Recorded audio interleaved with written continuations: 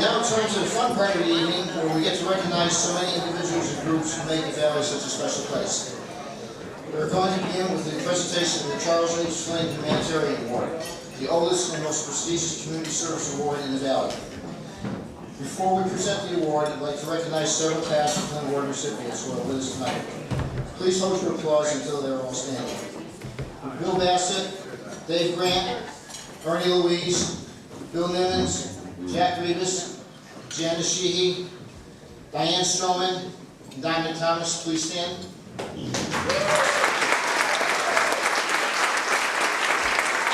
Congratulations to our past recipients. Before I make this year's presentation to Joe, I'd like to welcome Joe Pagliaro to make a presentation. Joe is certainly no stranger, and tonight he's wearing his Valley Community Foundation hat for this presentation.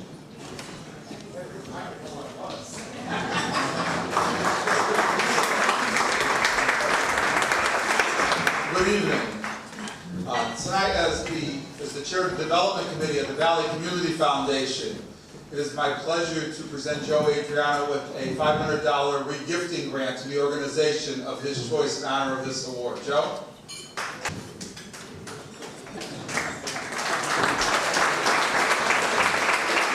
Thank you, Joe. Your involvement in both the Valley Community Foundation and the Valley United Way is just another example of how well we work together here in the Valley. I also have an additional presentation to make Joe from the state legislature. All right, this is from the General Assembly, and it's introduced by Representative David Labriola, Linda Gentile, Teresa Conroy, Senator Kelly, Representative Perillo, Senator Kane, Crisco, Representative Claridge, and Representative Miller. It says, be it hereby known to all, the Connecticut General Assembly hereby offers the sincerest congratulations to Joe Andreana in recognition of your outstanding service to the community in which you have served.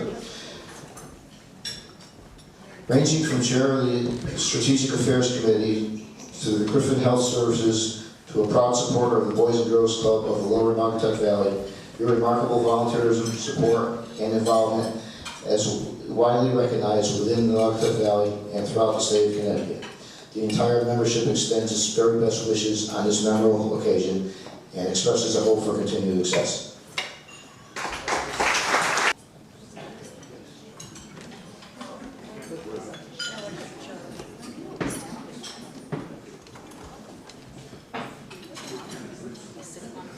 Joe's just putting that away. It's now my pleasure to turn to the actual presentation of the Charles H. Flynn Humanitarian Award.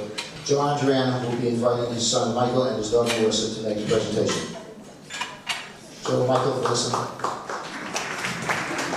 Good evening, everyone.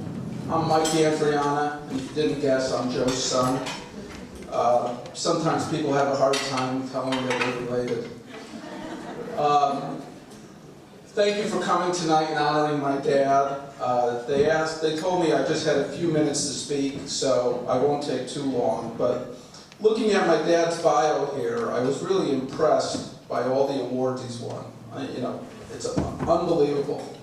Boys and Girls Club, United Way, Secretary of the State, another Boys and Girls Club award, Greater Valley Chamber of Commerce. You'd think that would all go to his head. But if you know my mother and his wife, Pat, you know that's not the case. Poor guy's 76 years old and still working. But to get on to the award, one thing I did when I heard that my dad was going to win the Humanitarian Award, I looked up really what the definition of humanitarian is. And it talks about helping others to improve. And I think that defines my dad in a nutshell. A lot of us here volunteer and do various things, myself included, but I have to admit sometimes it's maybe for your own personal gain, to meet someone or to be recognized. When my dad does something, that's never the case. His goal is to work and to always help others. He believes in the organizations and the causes that he volunteers in, and when he does something, he goes full in. It's not just showing up at meetings, it's volunteering, doing everything he can. And the other thing that amazes me, and I can speak from experience here, is that he's done all this, but in no way has it compromised our family at all. He's been a great husband, a great father, and at this point now, a great grandfather. He's been to so many Little League games, dance recitals, Pop Warner football games, high school athletic events, showing up at my kids' events. It's been incredible, and he does all that in addition to all his great volunteer work here. So, just in closing, I would just want to say that when I think of my dad, I mean, what can you say? He's a great person, a great humanitarian, a great father, and really my hero. Thank you, and congratulations. I'm Joe's daughter, Melissa, and I live in New Jersey, so I don't get to see my brother very often. And so as I was listening to him, he and I did not go over what we were going to say. Basically, my comments mirror his exactly. So at first I'm sitting there getting really nervous, thinking, oh my gosh, I'm going to say exactly what my brother just said. And then I thought about it for a minute, and I thought, well, doesn't that make sense? Because that's exactly how I think about my dad and about him winning this award. Because all the things my brother just said are the same things I think is true about my dad. So I'm going to continue on with what I was going to say as well. As many of you know, this is not the first award of this kind that my dad has won. In 2002, he was named the Volunteer of the Year by the Secretary of State. And most recently, in 2013, he was granted the National Service to Youth Award by the Boys and Girls Club of America. While these and the many other awards he has received have been meaningful to my dad, there's something unique about winning the Charles H. Flynn Humanitarian Award. Even when my dad shared with me that he won, I could tell that he too felt he had accomplished something special by being recognized among the prestigious group of men and women who had previously won this award. As I read the press release he sent me, it stated, "The award is presented for a lifetime of service to the community, encompassing more than one town or organization." Well, that certainly describes my dad, but what I think it neglected to point out is exactly what it means to be a humanitarian. And that, I believe, is exactly what this award is about. You see, the other honors that my dad has received mostly points to acts that he has performed, service, volunteering. This award is different. It boldly asserts who, or rather what, my dad is, namely a humanitarian. As defined by Webster, a humanitarian is a person who makes other people's lives better. I can't think of a more fitting statement than that to describe my dad. The volunteer work he does is selfless, done solely to benefit others. He has spent his lifetime giving countless hours to organizations in the Valley and beyond. And as he ventured out on mission trips, served as chairperson for numerous committees, and lobbied for millions of dollars to improve the lives of others, my dad wasn't looking for any praise or to pad his resume. Trust me, it's already 2 pages long. Or to make himself feel good. He wasn't looking to win accolades or to be noticed by others. Instead, he was simply working to benefit the lives of others. He was being himself. He was being a humanitarian.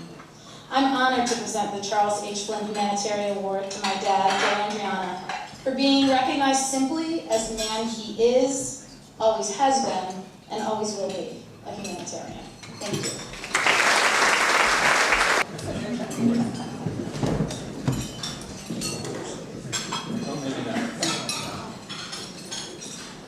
When I asked my daughter would do this, she said she would, as long as I didn't cry.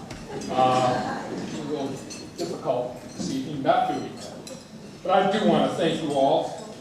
When Jack called me to tell me that I had been chosen as the 2014 Charles H. Flynn Humanitarian Award recipient, I was both honored and pleased. He went on to say that I would be expected to share a few words in accepting the award.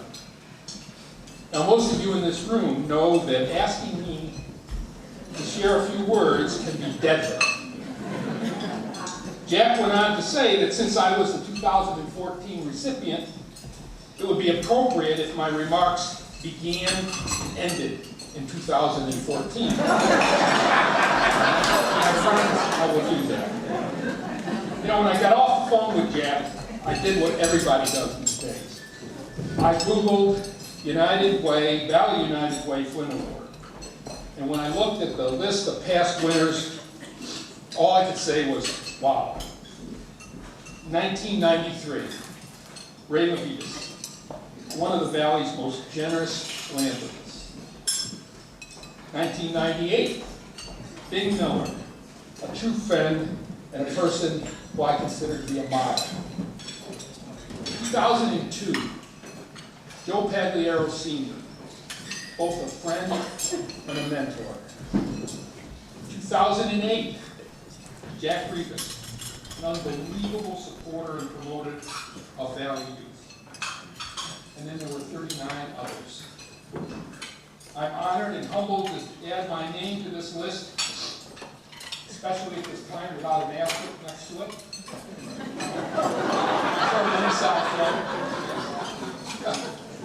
After seeing the names on the list, I guess my role here tonight is simply lower the bar for those who will come after me. You know, in the nonprofit world, there's a phrase that I'm not especially fond of. The phrase is give or get. Give, when applied to board members, usually suggests your personal financial support from the organization. And get, how much financial support you can secure from your friends and associates. I prefer to think of the phrase in a much more personal way. For me, no matter how much I give of my time, my talents, or my gifts to any organization, I've always felt that I've been blessed to get more back from that organization than I could possibly give. Whether it was serving an organization's board of directors, or traveling on a church mission trip, the give pales in comparison to the get. I've said that I have been blessed. I grew up in a small town in upstate New York where I felt both comfortable and safe. With the exception of my Italy-based family, I lived one house away from my grandparents, from my aunts and uncles. My parents, who were both passed, were both loving and caring. The street that I lived on spoke several different languages and was multicolored. Joe, you are one fortunate guy. For someone who will be 76 next June and enjoys good health, some of you may be surprised that I'll soon be 76. When learning of my age, several times people have come to me and said, "Geez, Joe, you haven't changed since I met you." And I replied that there is a secret. And you know what that secret is? You gotta look old when you're 50.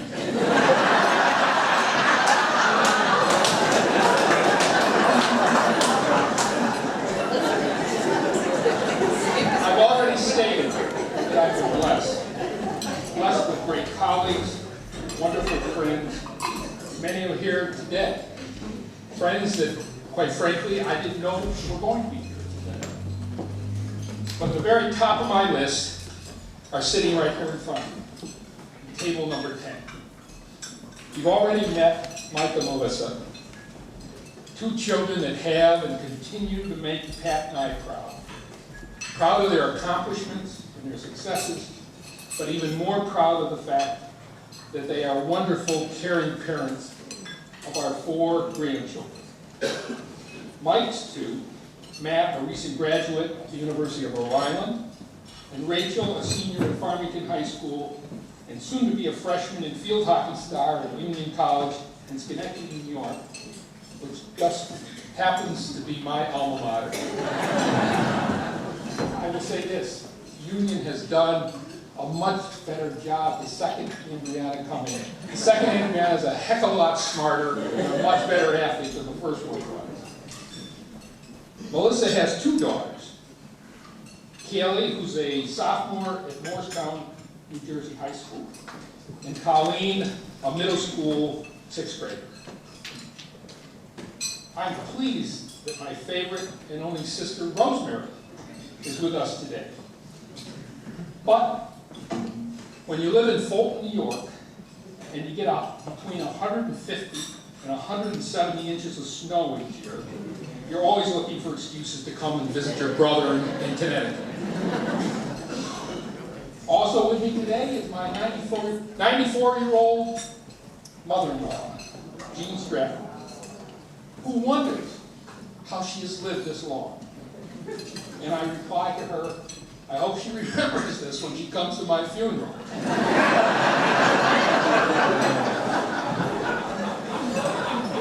But I have saved the best for last. Patty, my wife and friend for the past 53 years. I actually met Pat in the 7th grade, but we never dated until we were seniors in high school. We were married in 1961, and for those who know Pat, you will not be surprised when I tell you how involved she was in our wedding plans and how uninvolved I was. She actually sent me a wedding invitation to remind me of the place and date of our wedding.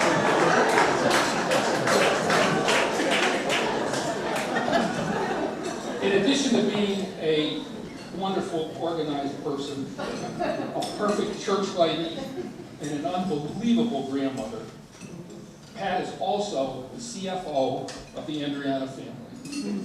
Now, you might find it somewhat surprising. I have spent most of my adult life in some form of financial-related business. I've, quite frankly, successfully raised millions of capital dollars for organizations that I've served, and yet, I have not written a family check in 40 years. Pat really, truly shares this award with me. Because if she hadn't served as both the CEO and the CFO of our family, I would never have been able to find the time to do what I'm being recognized for today. Hang in here, Jack. I'm wrapping up. For those of you who are involved in Connecticut or Valley sports for any length of time, you might recognize the name Rich Diana. Rich grew up in a family led by working class parents. He starred in sports at Hamden High School and went on to be a great scholar athlete at Yale and then on to the NFL. Today, he's a gifted orthopedic surgeon practicing here in Connecticut and has recently written a book titled Healthy Joints for Life, a book that I would wholeheartedly recommend to all of you. Not surprising, as a good Italian son, he dedicated the book to his parents and did so with a quote from an unknown author. When I sat in the waiting room and read through his book, I said, this quote says a lot about me and about this award. The quote reads this: